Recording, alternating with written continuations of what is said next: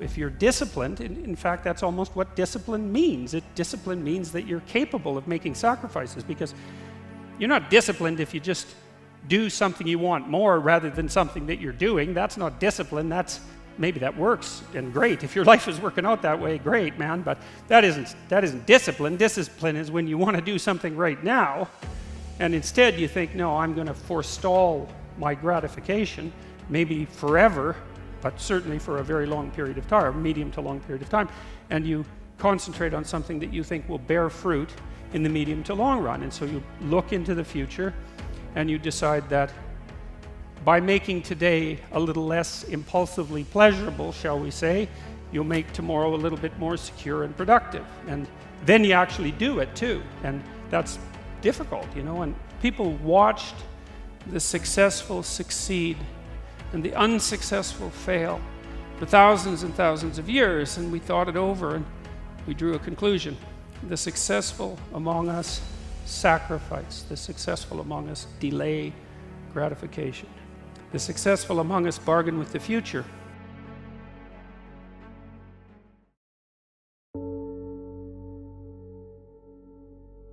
You wake up in the morning and you think, okay, this could be a good day, whatever that means. You don't know, right, what a good day is, but maybe you've had a couple and they're not so bad, and so maybe you think you could have another one, but you don't know, and you think, okay, you ask yourself, and this is meditative, what is it that I need to do today so that this would be a good day? And your brain will tell you, it'll say, that bill that's hiding under 5 pieces of paper on your desk, you should haul that sucker out and pay it. Or there's something you're avoiding that makes you anxious that your brain will pick on right away, and it'll say, you have to do these, whatever number of commitments today, and if you do them, then you've fulfilled your obligations. And if you listen to yourself and do the difficult things that yourself tells you to do, the idea is you don't have to compute the utopian future, because following what it is that you tell yourself to do every moment is the best path to whatever the best outcome is. So you might say, well, at least you can start your self-organization by improving those things around you that are self-evidently not good. And that's easy, man. Anybody can do this. You can sit down for 10 minutes, say, well, I'm going to be honest with myself. Like, oh, that's a horrible thing to do. I'm going to be honest with myself. Okay, I'm probably doing a dozen stupid things that I could quit doing that are making my life more wretched, and also the people around me. And so you think, okay, what are those things? And if you really want to know, you have to want to know. And you're going to get a bunch of information that you don't want to hear, but you'll know it's true, and you already knew it in some sense.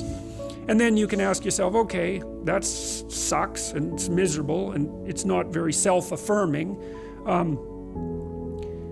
Is there one of those things I would be willing to do something about, that I would actually do something about, that I could do something about, that I would do something about? Which is also another horrible question, because as soon as you get an answer to that, then you have a responsibility, right? It's like, oh God, I have to go do that. And it's something you don't want to do. You don't want to do it. That's why you've been avoiding it. And so then it's right in front of you.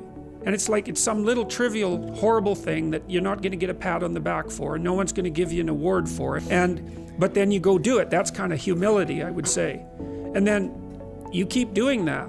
Well, anybody can do that. And that's associated with these great evils, in this way that we've already described. It's like you're improving your character, and you're constraining the kinds of actions and perceptions that you have that are going to make you sick of life and work against it. Because failure does that. That's the Cain story. It's like, keep screwing up, man. See what happens. If you think that isn't going to make you bitter, and if that isn't going to make you vengeful, and if that isn't going to make you work to hurt people around you, or at least not to help them, which is the same thing, then you're just not paying attention. Everyone knows that's true. So, well, that's responsibility, right? And then, so you take on this great task of putting yourself together. It gives you life meaning. And that also helps you be buttressed against the fact that there's lots of suffering in life and there's lots of malevolence. It's like, yeah, true, man. Absolutely. It's worse than you think even. But you can do more about it than you think. There are systems, neurological systems, that underlie your experience of negative emotion, and there are neurological systems that underlie your experience of positive emotion, and they're separate systems. They obviously interact, but they're separate systems. So But the positive emotion system, well, there's two of them, but one of them sort of kicks in when you get something that you want. So, you're hungry and you eat, and that feels good. And so that's kind of the simple one. But there's a more sophisticated one that I think is even more active in people. And it's the one that tells you that you're moving forward towards something worthwhile. And that's actually the one that gives people that sense of meaningful engagement in their life on a moment-to-moment basis. So, and it's also something that doesn't have to go away. Like if you're hungry and you eat, well, that's good, but it's over, and then you're on to the next thing, right? It's not exactly sustaining, it's just necessary. That's called consummatory reward, by the way. This other reward system is incentive reward.